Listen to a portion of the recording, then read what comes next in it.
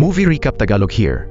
Noong mga nakaraang taon sa South Korea, may isang batang lalaki na nagngangalang Yong-Hoo na namumuhay kasama ang kanyang ama na si Sergeant Park matapos nilang mawalan ng kanyang ina noong napakabata pa niya. Kahit hindi naging madali ang kanilang buhay, ginawa ng kanyang ama ang lahat upang mapalaki at maalagaan siya ng mag-isa. Nagtatrabaho si Sergeant Park bilang highway patrol officer at gabi-gabi ay umaalis siya ng bahay upang gawin ang kanyang delikadong trabaho habang naghihintay naman si Yong-Hoo na makauwi siyang ligtas. Isang gabi habang nasa trabaho, pinara ni Sergeant Park ang isang hinalang sasakyan sa kalsada at pinababa ang bintana ng driver. Ngunit nang silipin niya ang loob ng kotse, may kakaiba siyang naramdaman. Dalawang kabataan ang nakaupo roon, ngunit mukhang tuliro at parang kontrolado ng kung anong misteryosong puwersa. Suot ng driver ang isang nakakatakot na singsing na hugis uwak, dahilan upang lalo pang maging kahina-hinala ang sitwasyon. Pinahipa ni Park ng breath test ang driver, pero imbes na sumunod, bigla nitong inapakan ng silinyador at humarurot palayo. Mabilis na kumapit si Sergeant Park sa pinto ng sasakyan upang pigilan silang makatakas. Ngunit agad naging mapanganib ang lahat. Inatake siya ng driver at marahas na itinapon sa kalsada, dahilan upang malubha siyang masugatan. Agad isinugod si Sergeant Park sa ospital, ngunit sinabi ng mga doktor na kritikal ang kanyang kalagayan. Labis itong ikinadurog ng batang si Yong-Hoo. Nawala na nga siya ng ina at ngayon ay natatakot siyang mawala rin ang kanyang ama. Dahil sa matinding takot at kawalan ng magawa, tumakbo si Yong-Hoo papunta sa isang malapit na simbahan. Habang lumuluha, unang beses siyang taimtim na nanalangin sa Diyos, nagmamakaawang iligtas ang kanyang ama. Sa emosyonal na sandaling iyon, tahimik na umupo sa tabi niya ang isang batang pari at nakisabay sa kanyang pagdarasal. Marahang sinabi ng pari kay Yong-Hoo na maraming kayang gawin ng pananampalataya at walang imposible kung tunay kang naniniwala. Mahigpit na pinanghawakan ni Yong-Hoo ang mga salitang iyon at naniwala siya ng buong puso. Pagkaraan, umuwi siya at kinakabahang naghintay ng balita kasama ang kanyang lola. Matapos ang ilang oras ng lungkot at pag-aalala, nakatulog din ang bata dahil sa pagod. Ngunit sa kanyang panaginip, may nangyaring napaka-emosyonal. Nagpakita sa kanya ang kanyang ama, kalmado at payapa ang mukha. Marahang sinabi ni Sergeant Park sa kanyang anak na maging mabuting tao, maging masunurin at laging tumulong sa mga nangangailangan. Noong una, hindi maintindihan ni Yong-Hoo ang ibig sabihin ng kanyang ama. Bago ito tuluyang umalis, marahang nagpaalam si Park sa kanyang anak at hinawakan ang kanang kamay ni Yong-Hoo. Biglang nagliwanag ang kakaibang enerhiya mula sa kamay ng kanyang ama, dahilan upang maging misteryoso at kakaiba ang sandaling iyon. Maya-maya, biglang nagising si Yong-Hoo sa kalagitnaan ng gabi, ngunit naging realidad ang kanyang bangungot. Natanggap niya ang masakit na balitang hindi nakaligtas ang kanyang ama sa mga sugat nito at tuluyan ng pumanaw. Lubos na nawasak ang bata dahil pareho na niyang nawala ang kanyang mga magulang.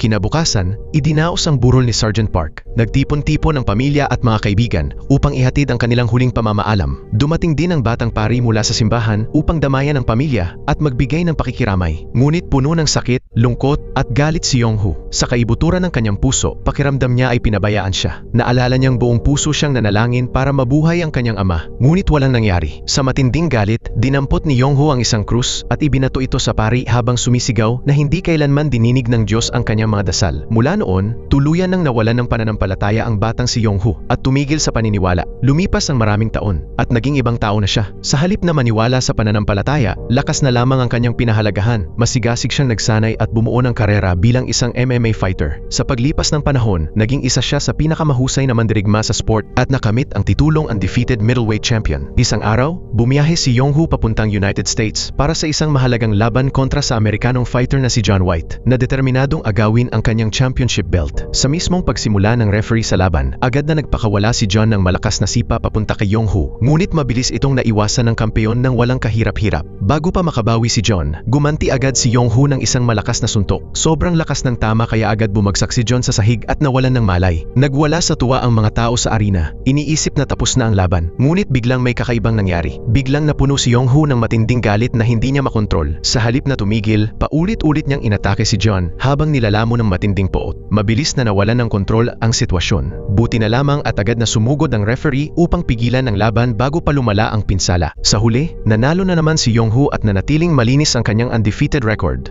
Matapos manalo sa isa na namang laban, sumakay siya ng eroplano pauwi ng Seoul. Habang nasa biyahe, nakatulog siya. Ngunit muli niyang nakita ang kanyang yumaong ama sa isang kakaibang panaginip. Sa pagkakataong ito, nakatayo silang dalawa sa loob ng isang nakakatakot na mausoleum. Malamig at napakatahimik ng lugar. Tahimik na sinabi ni Sergeant Park sa kanyang anak na sundan siya hanggang dulo ng mahabang pasilyo. Nang makarating si Yong-Hoo sa dulo, nakita niya ang isang altar na may nakapatong na krus. Ngunit kahit lumipas na ang maraming taon, galit pa rin siya sa Diyos dahil sa pagkawala ng kanyang ama. Punong-puno Puno ng sama ng loob, inabot niya ang krus upang itapon ito. Pero biglang may imposibleng nangyari. Mahigpit na dumikit ang krus sa kanyang kamay at ayaw nitong matanggal. Ilang sandali lang, may biglang lumitaw na nagliliyab na apoy sa kanyang braso na nagdulot ng matinding sakit. Dahil sa takot, biglang nagising si Yonghoo sa eroplano habang hingal na hingal. Noong una, inisip niyang isa lang itong bangungot, ngunit may napansin siyang nakakagulat. Totoong dumudugo ang kanyang kamay. Doon niya napagtanto na parang naging totoo ang kanyang panaginip. Kahit nalilito at natatakot, binalot ni Yonghoo ng benda ang sugat sa kanyang kamay at bumalik sa kanyang apartment upang magpahinga. Ngunit pagsapit ng gabi, may nakakatakot na nangyari. Habang natutulog, may lumitaw na madilim na nilalang na parang anino sa kanyang silid. Dahan-dahang lumapit ang kakaibang nilalang at sinimulan siyang pahirapan. Pilit na gumalaw si Yonghoo, ngunit hindi man lang niya maimulat ang kanyang mga mata o makontrol ang kanyang katawan. Pakiramdam niya ay para siyang nakakulong sa sarili niyang katawan. Biglang napansin ng nilalang ang kakaibang sugat sa kamay ni Yonghoo. Sa hindi maipaliwanag na dahilan, tila natakot ito at mabilis na naglaho sa kadiliman. Nagising si Yonghoo ng sobrang takot at nakita niyang muli na namang dumudugo ang kanyang kamay. Dahil sa matinding pagkalito, agad siyang nagtungo sa ospital. Matapos ang ilang pagsusuri, may kakaibang sinabi ang mga doktor. Wala raw anumang pisikal na problema sa kanya. Dahil wala silang makitang medikal na dahilan ng sugat, iminungkahi nilang magpatingin siya sa ibang ospital para sa mas malinaw na sagot. Walang ideya si Yonghoo kung ano talaga ang nangyayari sa kanya. Ngunit pagkatapos noon, ikinuwento ng kanyang driver ang kakaibang nangyari sa kanyang pamangkin na si Hongjin. Noong 15 taong gulang pa lamang si Hongjin, bigla na lang siyang hindi makatulog. Mas malala pa roon, nagsimulang tumulo ang dugo mula sa kanyang mga mata. Isang araw, tuluyan siyang nabulag. Dahil desperadong matulungan ang anak, dinala siya ng kanyang ina sa isang shaman. Natuklasan ng shaman na may makapangyarihang supernatural na kakayahan ng dalagita at tinuruan niya itong kontrolin iyon. Nakakalungkot man, hindi na muling bumalik ang paningin ni Hongjin. Ngunit kapalit nito, nagkaroon siya ng kakaibang kakayahan. Kahit bulag, nakakakita siya ng mga espiritu at misteryosong enerhiya. Mula noon, ginugol niya ang kanyang buhay sa pagtulong sa ibang tao gamit ang kanyang natatanging kakayahan. Kahit hindi naniniwala si Yonghoo sa multo o supernatural na bagay, desperado na siyang makahanap ng sagot.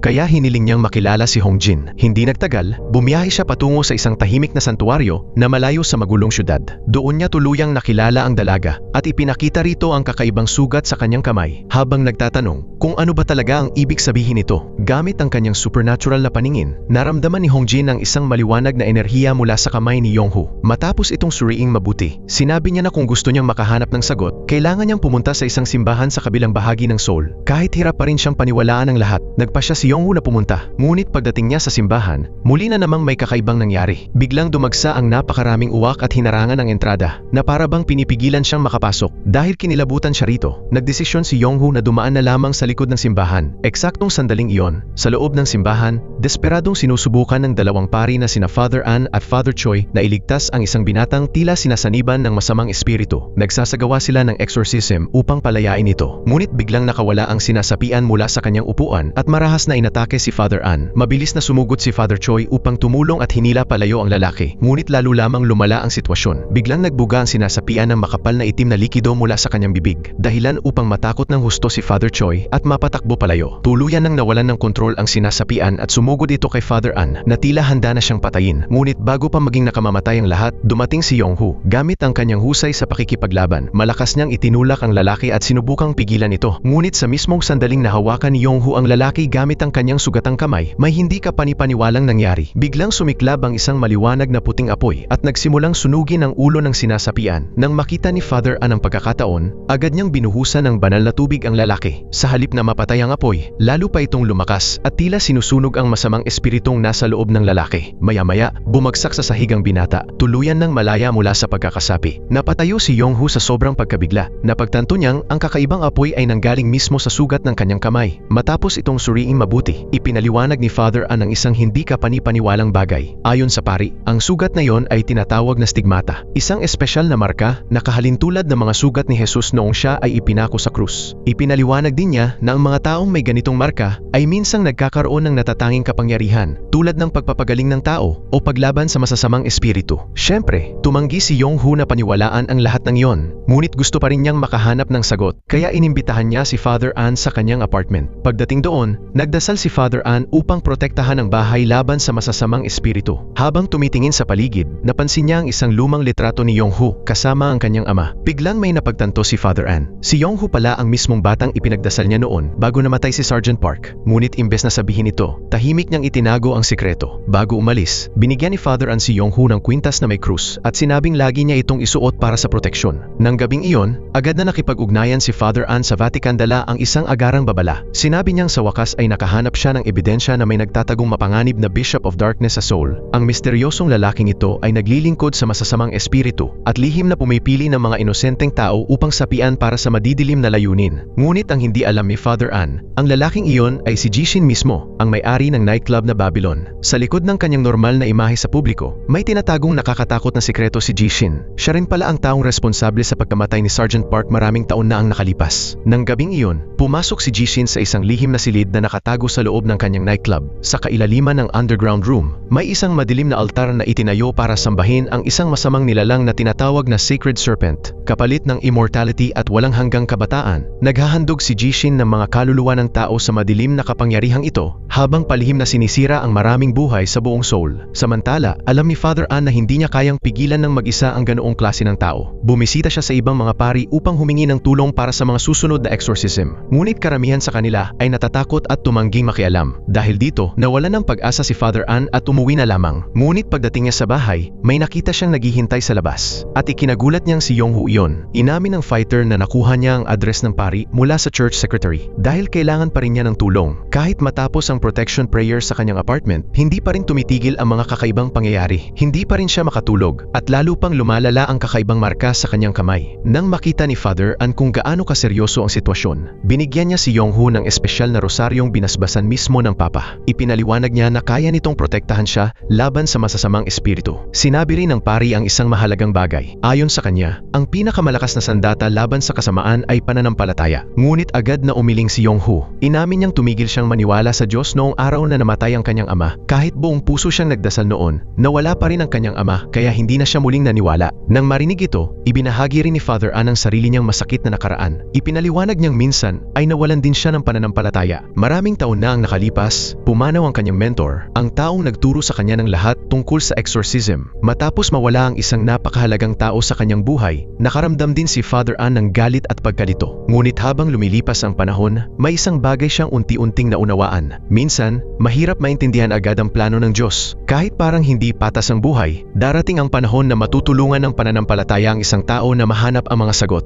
Mula noon, inialay ni Father Ann ang kanyang buhay sa pagtulong sa iba at pagpapatuloy sa nasimulan ng kanyang mentor. Ngunit tahimik din niyang inamin na hindi niya alam kung hanggang kailan pa niya kakayaning labanan nang mag-isa ang mga madidilim na puwersang ito. Matapos marinig ang tapat na kwento ni Father Ann, mas lalo siyang nirerespeto ni Yonghu. Nag-alok pa siya na ihatid ang pari saan man ito kailangang pumunta. Habang nasa biyahe, naalala ni Yonghu ang mapanganib na exorcism na nangyari sa simbahan. Binanggit niya kung paano muntik nang mapatay si Father Ann ng sinasapian at sinabing napakadelikado para sa pari na ipagpatuloy iyon ng mag-isa. Kaya nag-alok si Yonghu na tumulong. Ngunit agad itong tinanggihan ni Father Ann. Ayaw niyang madamay si Yonghu sa isang napakapanganib na bagay. Hindi nagtagal, pinahinto ng pari ang sasakyan malapit sa isang apartment building dahil may natanggap na naman siyang emergency call tungkol sa posibleng pagkakasapi ng masamang espiritu. Bago bumaba, nagpasalamat si Father Ann sa paghahatid at pumasok sa loob. Ngunit biglang natigilan si Yonghu. Sa isang mabilis na sandali, nang tingnan niya si Father Ann, pakiramdam niya ay nakita niya ang sarili niyang ama. Nag-alala siyang baka may masamang mangyari sa pari, kaya nagbago ang isip niya at nagpa siyang sundan ito. Bago pumasok, itinago niya ang kakaibang marka sa kanyang kamay gamit ang isang guwantes. Nang makitang ayaw talagang umalis ni Yonghu, sa wakas ay tinanggap ni Father Ann ang kanyang tulong. Magkasama silang pumasok sa apartment ng isang takot na batang ina na puno ng sugat at pasa ang mukha na parang matindi itong sinaktan. Nanginginig na itinuro ng babae ang itaas ng bahay at sinabing sinapian ng masamang espiritu ang kanyang anak na si Sujin. Dahan-dahang nagtungo ang dalawa sa silid ng dalagita. Bago buksan ang pinto, maingat na gumuhit si Father Ann ng krus sa entrada gamit ang espesyal na lapis na gawa mula sa banal na olive tree. Ipinaliwanag niyang pipigilan nito ang masamang espiritu na makatakas. Pagkatapos noon, tuluyan silang pumasok. Sa loob, nakita nila si Sujin na tahimik lamang na nakaupo sa kanyang kwarto. Mukha siyang normal at tila nalilito sa bigla nilang pagdating. Nagtanong pa siya kung ano ang nangyayari. Noong una, inisip ni Father Ann na nagpapanggap lamang itong inosente. Itinaas niya ang isang krus sa harap ng mukha nito. Inaasahang may magiging reaksyon. Ngunit ikinagulat niya nang walang mangyari. Kalmadong hinawakan ni Sujin ang krus at tila walang anumang epekto iyon sa kanya. Pagkatapos, ipinaliwanag ng dalagita na matinding depression ang nararanasan ng kanyang ina at malamang na ito mismo ang may gawa ng mga sugat sa kanyang katawan. Ngunit nananatiling kahina-hinala para kay Father Ann ang lahat, kaya nagsagawa siya ng isa pang pagsubok. Idiniin niya ang isa pang krus sa mukha ni Sujin, umaasang may kakaibang mangyayari. Ngunit muli, walang nangyari. Dahil dito, lumabas muna ng kwarto si Father An kasama si Yong-Hoo at tahimik na nagsabi ng mahalagang bagay. Naniniwala siyang maaaring nagtatago pa rin ng malalim sa loob ng katawan ng dalagita ang masamang espiritu. Upang makasiguro, bigla siyang bumalik sa loob ng silid. Sa tulong ni Yong-Hoo, pilit nilang pinainom si Sujin ng banal na tubig. At agad, may nakakatakot na nangyari. Umepekto ang banal na tubig. Biglang nagsimulang umubo at magsuka ng dugo si Sujin. Nagbago ang kanyang mukha at naging nakakatakot habang unti-unting lumalabas ang masamang espiritong nagtatago sa loob niya. Marahas na inatake ng sinasapi ang dalagita si Father An at ibinato siya sa pader. Nang makita ito, mabilis na tumulong si Yong-Hoo at sinubukang pigilan siya sa kama. Ngunit biglang lumutang si Sujin sa ere at gamit ang supernatural na lakas ay ibinato si Yong-Hoo diretso sa kisame. Pagkatapos, may mas nakakatakot pang nangyari. Tinitigan ng masamang espiritu si Yong-Hoo gamit ang kumikislap nitong pulang mga mata at nagsalita ng isang nakakagimbal na bagay. Inamin nitong ito ang responsable sa pagkamatay ng kanyang ama. Agad na napuno ng matinding galit si Yong-Hoo sa mga salitang iyon. Dahil sa sobrang poot, sumugod siya kay Sujin at sinimulang saktan ito nang hindi nag-iisip. Mabilis siyang pinigilan ni Father An at pilit hinila palayo habang hirap na hirap siyang pakalmahin. Samantala, patuloy na bumubulong ang masamang espiritu kay Yong-Hoo. Sinusubukang ibaon siya sa mas matinding galit at poot. Sandaling tila nawawala na siya ng kontrol. Ngunit kahit paano, nagawa niyang pakalmahin ang sarili. Pagkatapos, hinubad niya ang kanyang guwantes. Gamit ang kakaibang markas sa kanyang kamay, hinawakan niya ang mukha ni Sujin. Agad na sumiklab ang maliwanag na apoy sa ulo ng dalagita habang sumisigaw sa matinding sakit ang masamang espiritu. Nang makita ni Father An ang pagkakataon, mabilis niyang binuhusan ng banal na tubig si Sujin. Sa pagkakataong ito, hindi na kinaya ng masamang espiritu. Matapos ang isang huling nakakatakot na sigaw, tuluyan na itong napalayas mula sa katawan ni Sujin. Sa wakas ay naging matagumpay ang exorcism. Pagkaraan ng lahat, nang makabawi na si Sujin, marahang tinanong siya ni Father An kung may nakilala ba siyang kakaibang tao kamakailan. Naniniwala siyang maaaring nakasalubong nito ang misteryosong Bishop of Darkness, ang parehong masamang tao na lihim na naglalagay ng masasamang espiritu sa mga inosenteng tao. Ngunit bago pa makasagot si Sujin, may nakakatakot na nangyari. Biglang nagsimulang tumulo ang dugo mula sa kanyang mga mata habang hawak-hawak niya ang kanyang lalamunan sa matinding sakit. Samantala, sa malayong lugar sa loob ng kanyang lihim na madilim na silid, nagsimula si Jishin ng panibagong nakakatakot na ritual sa altar ng Sacred Serpent. Sa pagkakataong ito, gumamit siya ng isang nakakatakot na voodoo doll na konektado kay Sujin at sinimulan siyang atakihin gamit ang maitim na mahika. Sa apartment, bigla na lamang naghirap ng husto si Sujin. Napasigaw siya sa sakit habang tila may hindi nakikitang puwersang umatake sa kanyang katawan. Nang makita ni Father An ang nangyayari, agad niyang naunawaan na may gumagamit ng madilim na kapangyarihan laban kay Sujin mula sa malayo. Nang walang pag-aaksaya ng oras, nagsimula siyang magdasal ng buong lakas upang pigilan ang masamang mahika. At biglang may hindi kapani-paniwalang nangyari. Dahil sa matibay na pananampalataya ni Father An, nagsimulang uminit at masunog ang singsing na hugis uwak ni Jishin. Kasabay nito, nagliyab din ang voodoo doll sa maliwanag na puting apoy. Sa wakas ay naputol ang madilim na koneksyon ni Jishin at Sujin. Matapos makaligtas sa nakakatakot na pag-atake, sinabi ni Father An kay Sujin na magpahinga muna at magpalakas. Kalaunan, umuwi siya kasama si Yong-Hoo. Matapos ang lahat ng kanilang pinagdaanan, nagpa siya silang mag-relax kahit kaunti. Habang sabay silang naghahapunan, mas naging personal ang kanilang usapan. Dahil sa kuryosidad,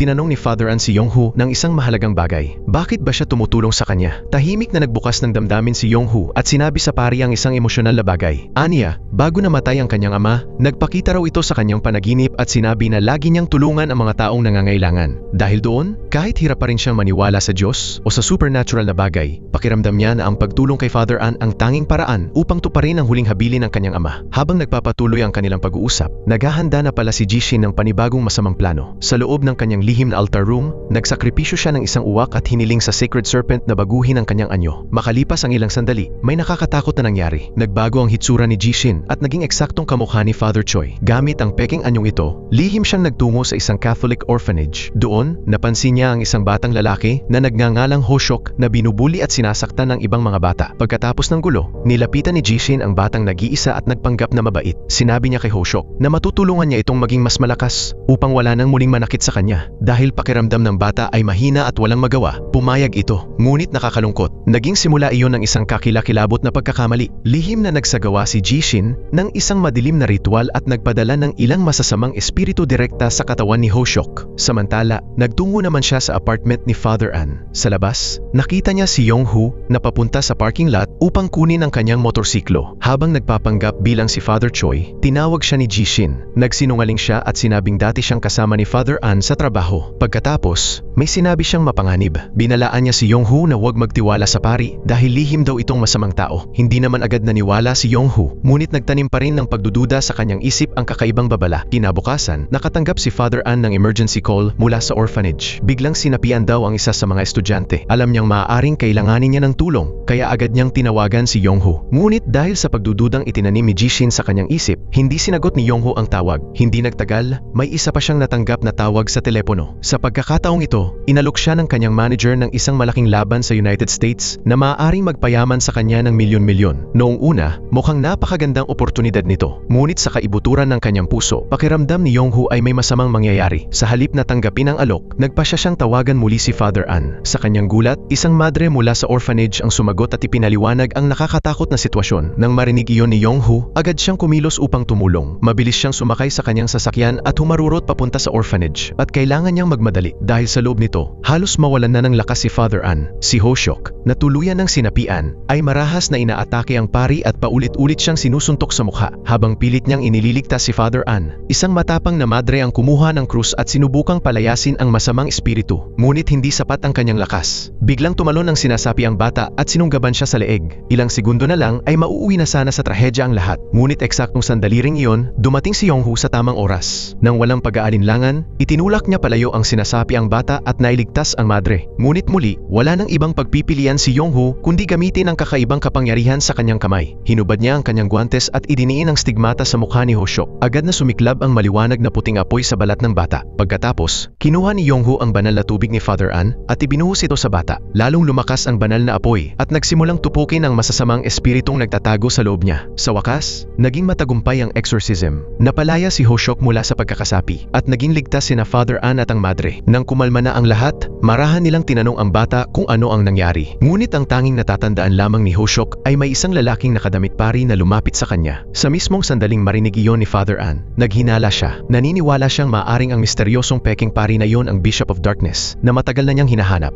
Sa ngayon, pinahinga muna nila ang bata. Ngunit habang palabas ng silid sina Yong-hoo at Father An, may nakakaantig na nangyari. Biglang nagsilapitan ang mga bata sa orphanage kay Yong-hoo at mahigpit siyang niyakap bilang pasasalamat sa pagligtas niya sa kanilang kaibigan. Sa unang pagkakataon matapos ang mahabang panahon, may kakaibang naramdaman si Yong-hoo. Naramdaman niyang masaya siya. Ang pagtulong sa ibang tao ay nagpalapit sa kanya sa pagtupad sa huling habilin ng kanyang ama. Habang pauwi sila, humingi ng tawad si Yong-hoo kay Father An dahil hindi niya agad sinagot ang tawag nito kanina. Ngunit ngumiti lamang ang pari. Sinabi nitong masaya siya dahil unti-unti nang nagiging isang taong pinili si Yong-hoo upang tumulong sa iba. Halos parang isang mensahero ng Diyos. Siyempre, hirap pa ring paniwalaan iyon ni Yong-hoo. Hanggang ngayon, hindi pa rin siya sigurado kung naniniwala ba talaga siya sa Diyos. Ngunit sigurado si Father An na may dahilan kung bakit ipinadala ang batang fighter na iyon. Samantala, kahit muli siyang nabigo, wala pa ring balak tumigil si Jishin. Pagbalik niya sa kanyang madilim na altar, nagsimula siya ng panibagong nakakatakot na ritual upang paglingkuran ang Sacred Serpent. Sa pagkakataong ito, ginamit niya ang kanyang madilim na kapangyarihan upang kontrolin ang isa sa mga asong bantay ng orphanage. Biglang sinapian ang hayop at lihim itong pinakawalan ni Jishin mula sa kadena nito. Nang gabing iyon, mahimbing na natutulog si Ho-shok sa kanyang silid sa orphanage. Pagkatapos, bigla niyang narinig ang isang mahinang boses na tumatawag sa kanyang pangalan. Dahil nalilito, bumangon ang bata upang tingnan kung sino iyon. Ngunit sa mismong paglabas niya, walang babalang inatake siya ng sinapiang aso. Walang pagkakataong makatakas ang kawawang bata. Matapos mapatay si Ho-shok, malamig na inialay ni Jishin ang kaluluwa ng bata sa Sacred Serpent. Bilang gantimpala, binigyan siya ng madilim na nilalang ng isa nitong makamandag na pangil. Isang nakamamatay na sandatang puno ng malakas na lason. Hindi nagtagal, nakatanggap si Father An ng isang nakakadurog pusong tawag mula sa orphanage. Malungkot na sinabi ng isa sa mga nurse na may nangyaring kakilakilabot na trahedya. Agad na nagtungo sina Father An at Yong-hoo sa morgue. Doon nila nakita ang walang buhay na katawan ni Ho-shok na may malalalim na kagat sa kanyang leeg. Lubos silang nabigla sa kanilang nakita. Habang puno ng lungkot, tahimik na nagdasal si Father An para sa bata. Ngunit habang nakatayo roon, may napansin si Yong-hoo na isang kakaibang lalaking nakatingin mula sa kabilang bahagi ng silid. Pakiramdam niya ay may mali.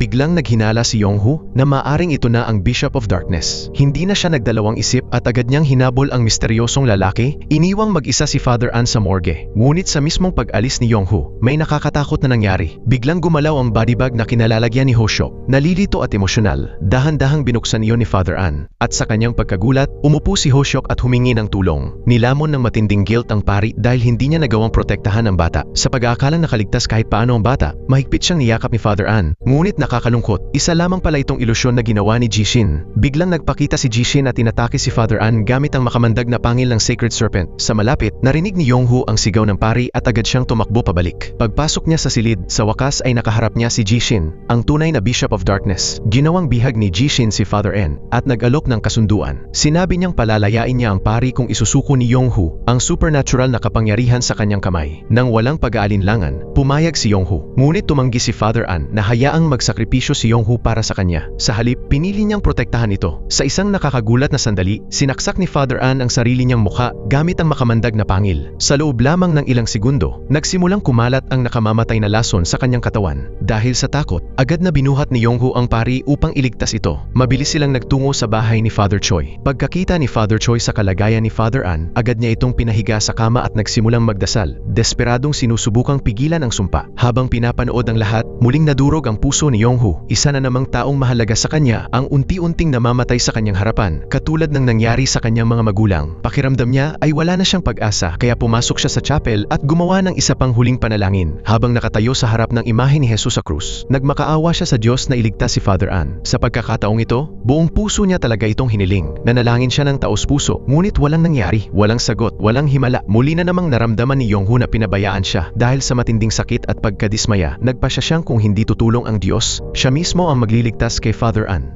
Bago umalis si Yonghu, binigyan siya ni Father Choi ng isang mahalagang bagay, isang espesyal na kasok na binasbasa ng Vatican. Ipinaliwanag niyang magsisilbi itong parang baluti laban sa masasamang puwersa. Tahimik itong isinuot ni Yonghu sa ilalim ng kanyang damit. Pagkatapos noon, agad siyang sumakay sa kanyang motorsiklo at humarurot palayo ng walang pag-aaksaya ng oras. Ang kanyang destinasyon? Ang bahay ni Sujin. Pagdating niya roon, isang mahalagang tanong agad ang kanyang itinatanong. Saan niya mahahanap si Jishin? Gamit ang kanyang nalalaman, ipinakita ni Sujin kay Yonghu ang isang card ng Babylon Nightclub. Sa wakas, alam na ni Yonghu kung saan nagtatago ang Dark Bishop. Nang walang pagdadalawang isip, mabilis siyang nagtungo sa nightclub. Ngunit pagdating pa lamang niya sa entrada, nagsimula na agad ang gulo. Hinarangan siya ng mga tauhan ni Jishin at hindi ordinaryong mga gwardya ang mga ito. Bawat isa sa kanila ay sinapian ng masasamang espiritu. Sabay-sabay nilang inatake si Yonghu. Ngunit dito ipinakita ng fighter kung bakit siya isang kampiyon. Isang brutal na laban ang sumiklab. Hinaharang ni Yonghu ang mga suntok, umiiwas sa mga atake, at gumaganti ng malalakas na sipa at mabilis na kombinasyon habang nilalabanan ang maraming kalaban ng sabay-sabay. Ngunit kahit gaano siya kahusay, unti-unti siyang natatabunan ng dami ng mga kalaban. Nang mapagtanto niyang kailangan niya ng ibang paraan, pansamantala siyang umatras. Pagkatapos, may matalino siyang ginawa. Hinubad niya ang mga damit na tumatakip sa Vatican Blessed Armor na suot niya sa ilalim. Matapos iyon, binuhusan niya ng banal na tubig ang sugat na stigmata sa kanyang kamay, at doon nagsimula ang totoong laban. Sa pagkakataong ito, tuwing sumusuntok si Yonghu gamit ang kanyang pinagpalang kamay, sumasabog ang maliwanag na banal na apoy sa mukha ng mga gwardya.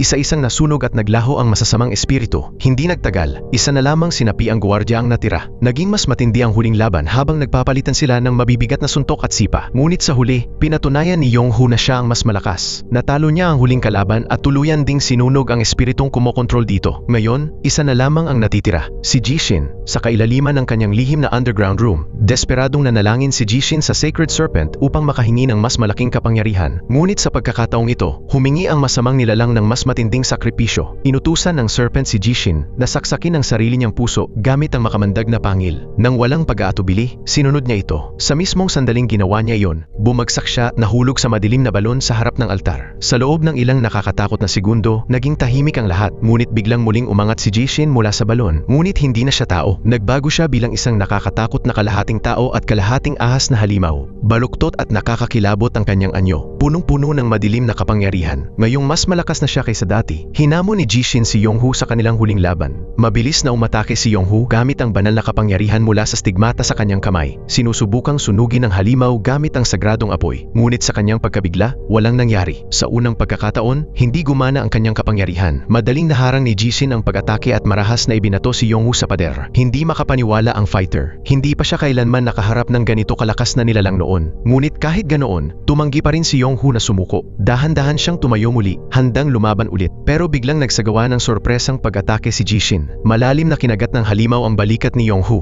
at malakas siyang ibinagsak sa sahig. Sobrang lakas ng tama kaya nawala ng malay si Yonghu. Pagkatapos, may kakaibang nangyari. Biglang nagising si Yonghu sa isang tahimik at bakanting lugar na puno ng liwanag. At mula sa isang kumikinang na portal, may lumitaw na tao. Ang kanyang ama na si Sergeant Park. Agad na naging emosyonal si Yonghu. Matapos ang napakaraming taon, muli niyang nakita ang kanyang ama. Nang walang pag-aalinlangan, tumakbo siya papunta rito at mahigpit itong niyakap. Sa isang sandali, hiniling ni Yonghu na sana ay manatili na lamang siya roon habang buhay kasama ang kanyang ama. Ngunit marahang sinabi ni Park sa kanyang anak ang isang mahalagang bagay. Hindi pa raw oras ni Yong-hoo. Hindi pa tapos ang kanyang misyon. May mga tao pang nangangailangan ng kanyang tulong. Pagkatapos, habang hawak ang kamay ni Yong-hoo, ibinigay ni Sergeant Park ang kanyang lakas sa huling pagkakataon. Biglang nagising ang isang mas malakas na enerhiya sa palad ni Yong-hoo. Makalipas ang ilang sandali, muling iminulat ni Yong-hoo ang kanyang mga mata at bumalik sa totoong mundo. Sa pagkakataong ito, mas maliwanag kaysa dati ang pagningning ng stigmata sa kanyang kamay. Isang napakalaking puting apoy ang sumiklab mula sa kanyang palad. Ngayong mas malakas na siya kaysa dati. Tumayo si Yong-hoo at hinamon si Ji-shin sa kanilang huling laban. At sa pagkakataong ito, patas na ang laban. Nagbanggaan ang dalawang magkaaway sa isang matinding bakbakan. Mabagsik na umatake si Ji-shin gamit ang kanyang matutulis na kuko habang sinusubukang punitin si Yong-hoo. Ngunit gumaganti naman si Yong-hoo gamit ang nagliliyab na mga suntok na pinapalakas ng banal na enerhiya. Naging brutal ang laban. Suntok matapos ang suntok, atake matapos ang atake. Walang gustong matalo sa kanilang dalawa. Sa wakas, nagsimulang manghina si Ji-shin. Nang makita ni Yong-hoo ang pagkakataon, tinipon niya ang lahat ng natitirang lakas sa kanyang kamay. Pagkatapos, sa isang huling malakas na suntok, ibinagsak niya si Ji-shin sa lupa. Sa wakas ay natapos na ang laban. Ngunit may isa pang bagay na kailangang gawin ni Yong-hoo. Mabilis niyang ginamit ang kanyang banal na apoy upang sirain ang makamandag na mga pangil. Sa mismong pagkatunaw ng mga ito, tuluyan nang napalaya si Father An mula sa nakamamatay na sumpa at naligtas ang kanyang buhay. Habang naghahanda ng umalis si Yong-hoo, may isang nakakatakot na nilalang na biglang lumitaw. Sa wakas ay ipinakita ng Sacred Serpent ang tunay nitong anyo. Ang dambuhalang nilalang ay nababalot ng napakaraming braso ng tao at mas nakakatakot kaysa sa kahit anong nilalang na nakaharap ni Yong-hoo noon. Ngunit kakaiba, dahil hindi siya nito inatake. Sa halip,